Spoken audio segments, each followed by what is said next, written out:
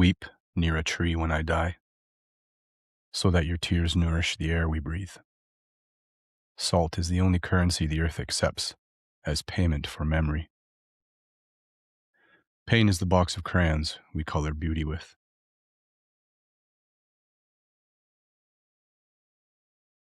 Welcome to Talking to Horses. I'm your host, Jay Subkowicz, and I know that one's dark. And maybe it's a little too deep for Tuesday morning, but I gotta tell you something. I am the most creative when I am the most dark. And I've had my own share of darkness in this life, so I suppose I should thank those times when the lights were off and I was alone, trembling in my own fear, wondering if I would ever see something beautiful again, if I would ever notice myself as well or healed. It is who I am. It is part of me. I can't help it. I don't want to make some claim like I have lived the worst life possible. That's absolutely not true. There's so much wonder in my life, so much beauty I have experienced. But the key to all of this is that it is in darkness that we find a level of beauty that is transcendent. See, it's like this. You cannot have a sunrise without the dark of night. And in our own lives,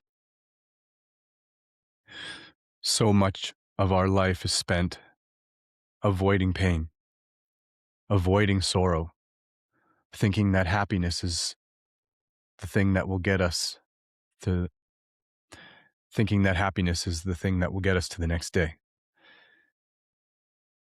But the truth is, I think that happiness is fleeting. And Dr. Jordan Peterson says it really well. He talks about hedonism and pleasure and happiness, and he asks the question, what does your happiness and your pleasure do for you when you find yourself in the pits of your own hell? And so think back on your life to all of the times that you were searching for pleasure. You were searching for something like the magic pill or the secret sauce that would pull you out of your own struggles. Do you go back to a memory of drinking with the boys? Do you rely on the gossip? Is it your jealousy and your envy that gets you through hard times? Or is there something much greater that we all cling to when we're in the throes of our deepest sorrow? When we're most greatly challenged in our life? What is the thing that we hold on to? And I think what we hold on to is the knowing and understanding that there's a contrast. That where beauty once was, darkness has now taken over. But there's a knowing that the beauty is still there. For those of us who have lived a life full of challenge, disappointment, failure, heartbreak, loss. Oh wait, I'm describing literally every human being, am I not? We all have this contrast in us. Every single one of us has walked through the pits of our own hell, has put our feet to the fire.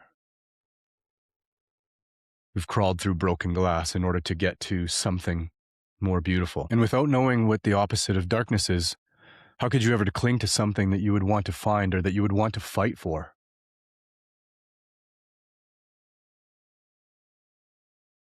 It's cliche and popular to say, without dark, there is no light. Without this, there is no that. That's a horse that's been beaten to death. But you can go inside and you can feel this in a way that lacks description and that completely avoids the language we use to describe it. If you're one of the lucky ones, there's something here that pulls you,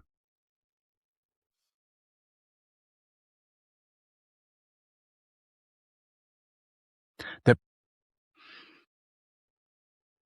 that drives you to keep going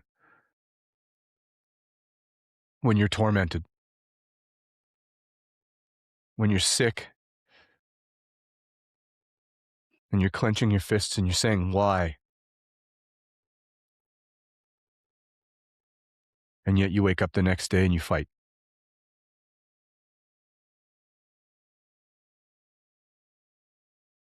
And you wake up the next day and you gnash your teeth and you fight.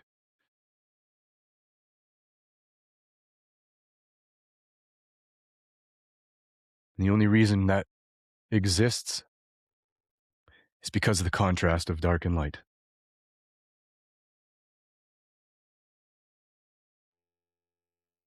And so earlier I was wondering, what do you rely on? What do all of us rely on when we're staring into Nietzsche's abyss and it's peering back into our soul? You don't rely on the memory of partying. You don't rely on how many beers you drank. Nobody pulls themselves out of depression by laughing at callous jokes. Your pickup truck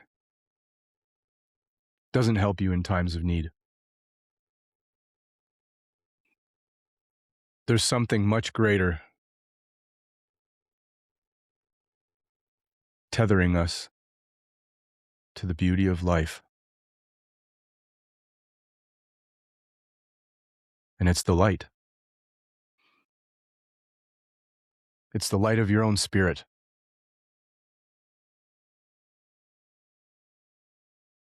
It's the power of your soul determined to see another sunrise. It's the deepest form of love you share with your spouse and your children. God's hand reaching down from the heavens and pushing you along, even though you don't feel it.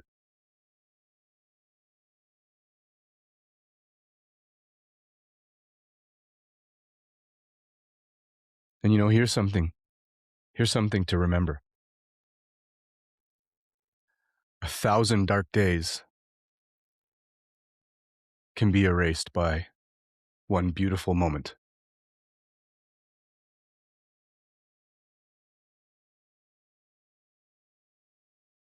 So if your ship is at sea and hurricanes are all around you, lightning is crashing, thunder is roaring, the splash of the ocean is drenching your body in salt water.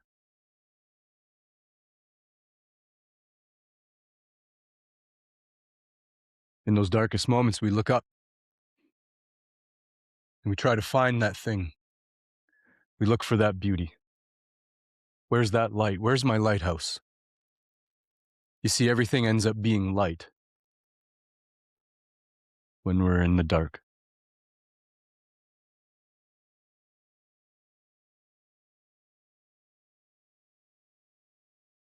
If I had $50 million in the bank right now, I'd still have my own personal internal struggles. Wouldn't matter how much money I had.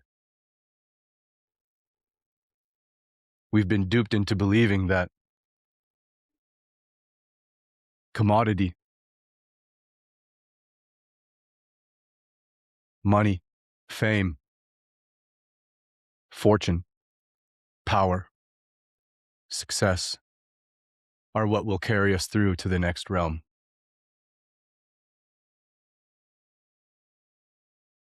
When the truth is, what carries us is our spirit, our devotion to something much more powerful than us, the embrace of loved ones. You can strip everything else away. You can take my truck, you can take my farm, but what you cannot take from anybody is the knowing that beauty still exists out there.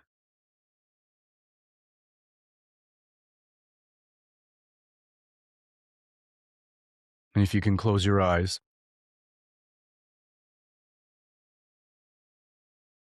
and bring yourself to somewhere that was beautiful,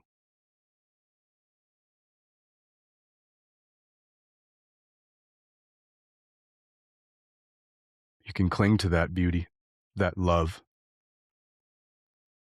that transcendent sensation in our chest as our soul constantly pulls us back towards life. Even when our ego says, just let me go.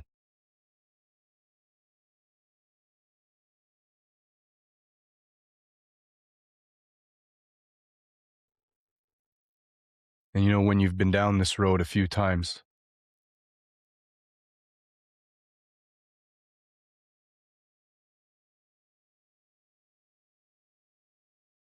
if you've been down this road a lot,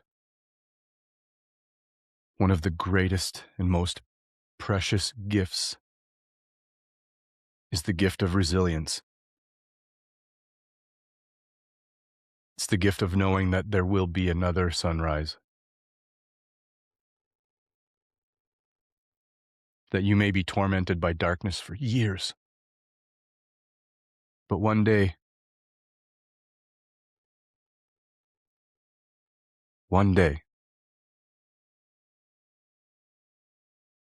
you will see the beauty again. If I was tormented for 40 years in hell, one hug from my child would allow me to pass over in pure joy. One memory of my wife's embrace would transcend all pain. So I want you to really think deep and hard, like I have to sometimes. Like I have to remind myself sometimes. Think deep and hard on what's really valuable in your life. And what is it that makes darkness turn to light for you? And then when you find that, and you know what that is,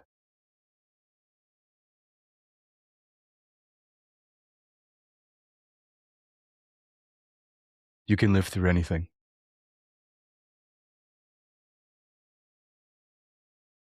Even if you're staring down the barrel of the finitude of your own life, knowing that it's coming for you, maybe too soon.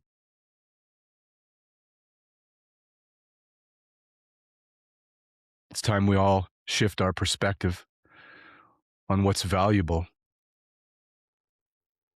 It's time we all learned that we're being duped by evil men and women. People preaching that the new car, the new iPhone, the new clothes, the popularity and the paycheck are going to be the things that carry you through to the other side, that are going to be the thing that frees you from the shackles of an existential crisis called life.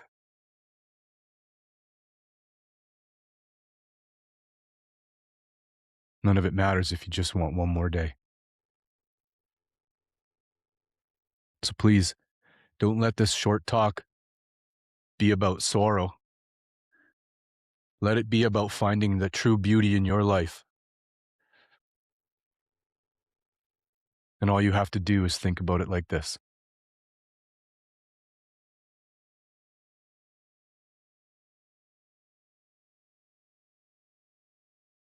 If you had but moments left, what would be the thing you wanted? What would you desire most? And if you have that, you're the richest person alive. Cheers.